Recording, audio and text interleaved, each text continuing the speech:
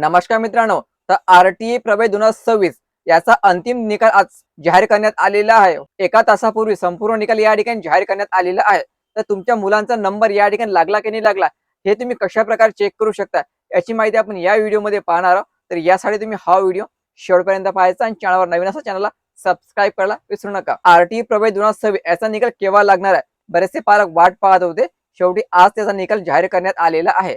तर तुम्ही हा जो निकाल आहे हा 3 प्रकारे चेक करू शकता. तिन्ही प्रकारे तुम्हाला चेक करणे गरजेचं राहणार आहे. गुगलवर जाऊन आरटीई सर्च करायचं. आरटीई सर्च केल्याबरोबर अशा प्रकारचं इंटरफेस ओपन होणार आहे. नंतर खाली खाली यायचं.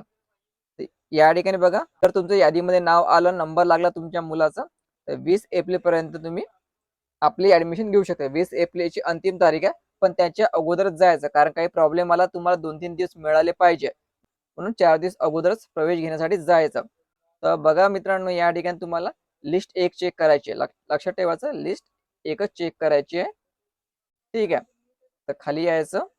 या ठिकाणी बघा, मूळ निवड यादी आणि वेटिंग लिस्ट. आता नंबर 1 समजायचं आहे 1. तर तुम्हाला आपली सिलेक्शन लिस्ट पाहायची आहे, तर सिलेक्शन लिस्टवर क्लिक करायचं.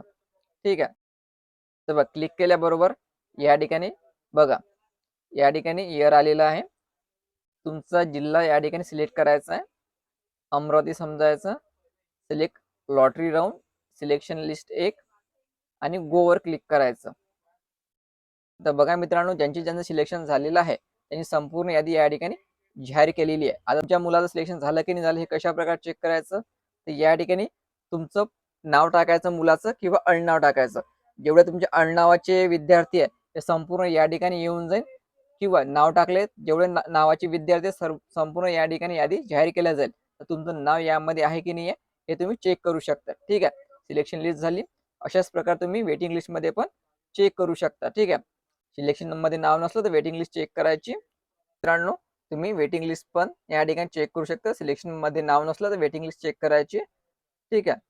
वेटिंग लिस्ट या ठिकाणी आपलं तसंच करायचं. जिल्हा सिलेक्ट करायचा, गोवर क्लिक करायचं. संपूर्ण वेटिंग लिस्टची यादी जाहीर केल्या जाईल. या ठिकाणी तुमच्या मुलाचं नाव किंवा आडनाव टाकून सर्च करायचं.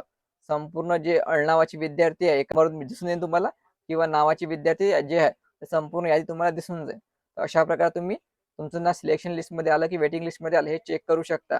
हे झालं एक प्रकार. नंबर 2 मध्ये तुम्ही आपली अर्जाची स्थिती जी आहे हे चेक करू शकता. म्हणजे तुमचे सिलेक्शन झालं की नाही झालं हे चेक करू शकता. ठीक आहे. अर्जाची स्थिती यावर क्लिक करायचं. क्लिक केल्याबरोबर या ठिकाणी तुम्हाला अप्लिकेशन नंबर मागितलेला आहे. तर अप्लिकेशन नंबर टाकायचा. बरोबर नंबर टाकायचा. जे नंबर टाकल्याबरोबर या ठिकाणी गोवर क्लिक करायचं. विद्यार्थ्याचं नाव येणार आहे आणि this application is not selected in any school. ठीक आहे. असं तुम्हाला ऑप्शन या ठिकाणी येणार आहे. ठीक आहे. तर दुसऱ्या प्रकारचं ऑप्शन तुम्हाला अशा प्रकारे मिळणार आहे, नॉट अलोकेट. ठीक आहे. तर ज्यांच्या नावासमोर नॉट अलोकेट दिलेलं आहे त्यांनी आपली वेटिंग लिस्ट चेक करायची. वेटिंग लिस्टमध्ये तुमचं नाव या ठिकाणी राहू शकते. तुमचा नंबर लागला की नाही लागला तुम्ही अशा प्रकारे चेक करू शकता. आणि ज्याचा नंबर लागला तर समोर तुम्हाला याच्याच डाउनलोड ॲडमिट कार्ड वगैरेचं ऑप्शन येणार आहे. ते त्यावर क्लिक करून तुम्ही डाउनलोड करू शकता. नंबर 3 ची जी प्रोसेस असणार आहे, या ठिकाणी ॲप्लिकेशन नंबर, या ठिकाणी पासवर्ड आणि या ठिकाणी कॅप्चा टाकायचा. कॅप्चा टाकल्यानंतर लॉग इन करायचं. लॉग इन केल्याबरोबर जर तुम्हाला या ठिकाणी डाउनलोडचं ऑप्शन येणार आहे आणि डाउनलोडच्या ऑप्शनमध्ये डाउनलोड ॲडमिट कार्ड आलं तर समजून जायचं की तुमच्या मुलांचा नंबर या ठिकाणी लागलेला आहे. तर या 3 प्रकारे तुम्ही आपल्या मुलांना प्रवेश मिळाला की नाही मिळाला हे चेक करू शकता. तर मित्रांनो, आपण या ठिकाणी तिन्ही प्रकार पाहिलेले आहे. यामध्ये तुम्ही सिलेक्शन लिस्ट पण चेक करू शकता आणि वेटिंग लिस्ट पण चेक करू शकता, किंवा डायरेक्ट अप्लिकेशन नंबर टाकून अर्जाची स्थिती पण चेक करू शकता. तर लक्षात ठेवायचं, ही जी यादी आहे पहिलीच आहे. आणखी 2 यादी या ठिकाणी लागणार आहे. आणि सर्वात महत्त्वाचं, ज्या विद्यार्थ्याचं सिलेक्शन झालेलं आहे त्यांना SMS या ठिकाणी मोबाईलवर येते. ऑनलाईन अर्ज भरताना जो मोबाईल नंबर दिलेला त्यावर टेक्स्ट मेसेज पाठवला जातो. मेसेजची वाट न पाहता आपल्या ऑनलाईन पद्धतीने निवड झाली की नाही झाली हे चेक करून घ्यायचं. ठीक आहे मित्रांनो, हे व्हिडिओ महत्त्वाचा, जास्तीत जास्त शेअर करा आणि पुढील अपडेटसाठी चॅनलला आता सबस्क्राईब करून ठेवा. धन्यवाद.